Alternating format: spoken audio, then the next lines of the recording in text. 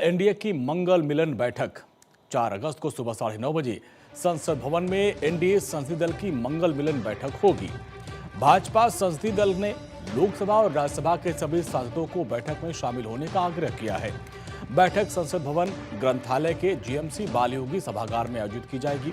संसद के मानसून सत्र के बीच रणनीति और अहम राजनीतिक विधायी मुद्दों पर चर्चा होने की संभावना है। भाजपा संसदीय दल ने सभी सांसदों से समय से पहले पहुंचकर अपनी उपस्थिति सुनिश्चित करने को कहा है।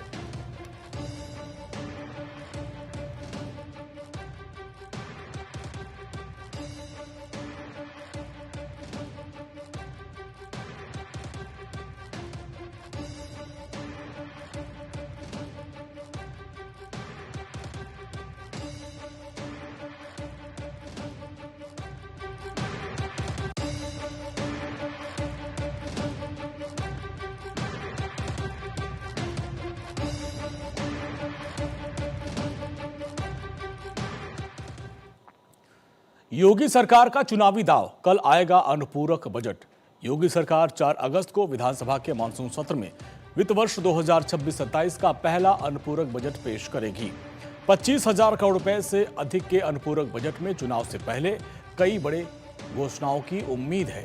एक्सप्रेसवे, जेवर airport, defence corridor, data centre, स्वास्थ्य और शिक्षा परियोजना को मिल सकती है प्राथमिकता। धार्मिक पर्यटन, औद्योगिक विकास, किसान, युवाओं और वकीलों के लिए भी नई सौगात का प्रावधान संभव है। सरकार संकल्प पत्र के वादों को गति देने के लिए और चुनावी तैयारियों को धार देने पर पूरा जोर देती नजर आएगी।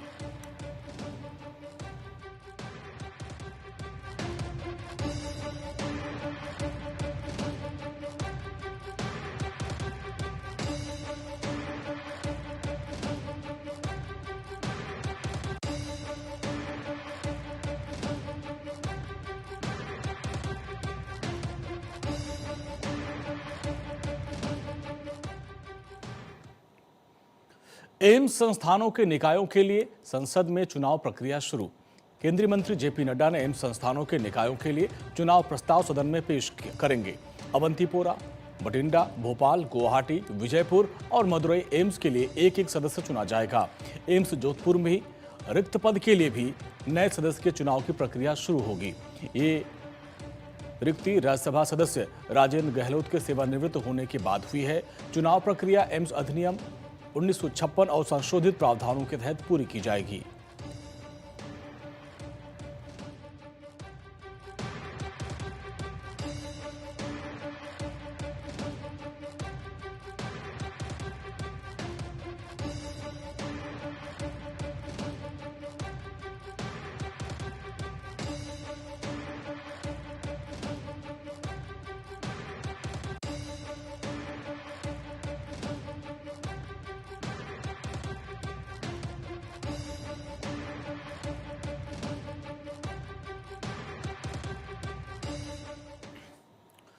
प्रियांक खरगे के बयान पर बीजेपी का हमला। कर्नाटक के गृह मंत्री प्रियांक खरगे के बयान को लेकर भाजपा ने कांग्रेस पर तीखा हमला बोला है।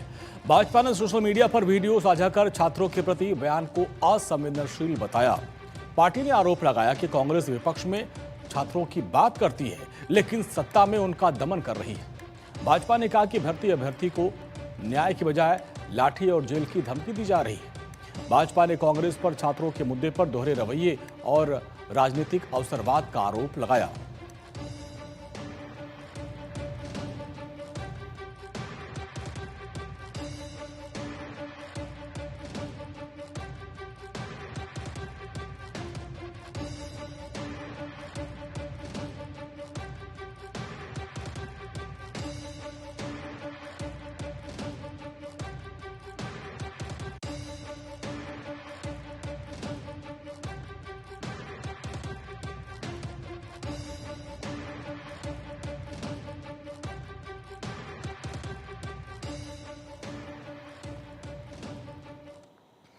Chief justice of India Suryakant ने नए बने स्पेशल कोर्ट का उद्घाटन किया।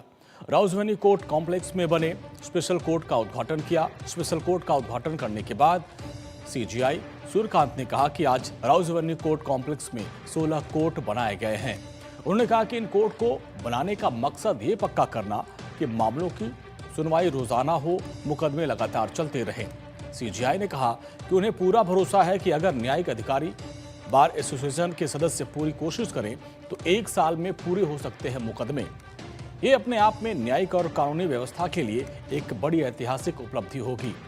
NIA act, UAPA, NDPS act और मकोका के तहत मुकदमों की सुनवाई के लिए बना है special court. Chief justice of India Suryakant ने कहा कि सबसे पहले उन्होंने न्यायिक अधिकारी की प्रतिबद्धता पर जोर दिया है। जांच की गुणवत्ता से मिलने वाला सहयोग भी उतना ही महत्वपूर्ण है, जिसमें इलेक्ट्रॉनिक सबूत, दस्तावेजी सबूत, मौखिक सबूत और फॉरेंसिक सबूतों को समय पर पेश करना शामिल है। उन्होंने एसोसिएशन के सहयोग पर भी जोर दिया, क्योंकि वकील मुख्य रूप से बचाव पक्ष का प्रतिनिधित्व करते हैं और कुछ मामलों में वो शिकायतकर्ताओं का भी प्रतिनिधित्व करते हैं।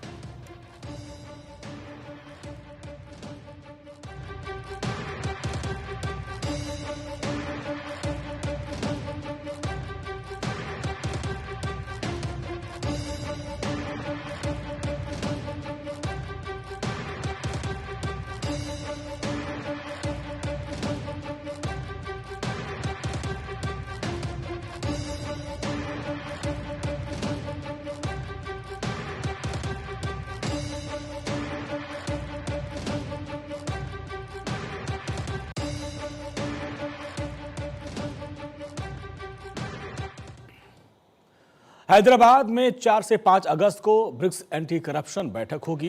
भारत की मेजबानी में 4 और 5 अगस्त को हैदराबाद में BRICS anti corruption working group की अहम बैठक होगी। बैठक में सदस्य देश एसेट रिकवरी, सीमा पार भ्रष्टाचार और पारदर्शी शासन पर मंथन करेंगे। डीओपीटी सचिव रचना शाह बैठक का उद्घाटन करेंगी और कई देशों के नीति निर्माता और विशेषज्ञ इसमें शामिल होंगे। फरार आर्थिक अपराधियों की तलाश, प्रत्यर्पण और अंतर्राष्ट्रीय सहयोग बढ़ाने पर रहेगा विशेष फोकस। 5 अगस्त को innovation and tech driven system for ethical governance विषय पर होगा सत्र का आयोजन।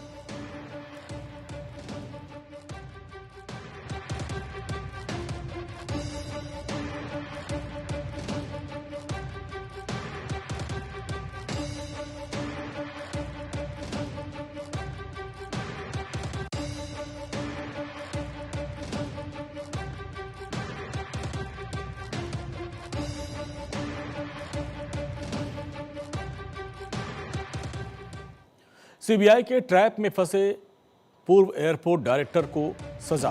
आंध्र प्रदेश के खडप्पा एयरपोर्ट के तत्कालीन कार्यवाहक एयरपोर्ट डायरेक्टर और assistant GM ATM Mukundagiri Rangacharya Srinivasan की मुश्किलें बढ़ गई हैं। रिश्वतखोरी के मामले में सीबीआई की विशेष अदालत करनूल ने 3 साल की कठोर कारावास और 50,000 रुपए जुर्माने की सजा सुनाई है।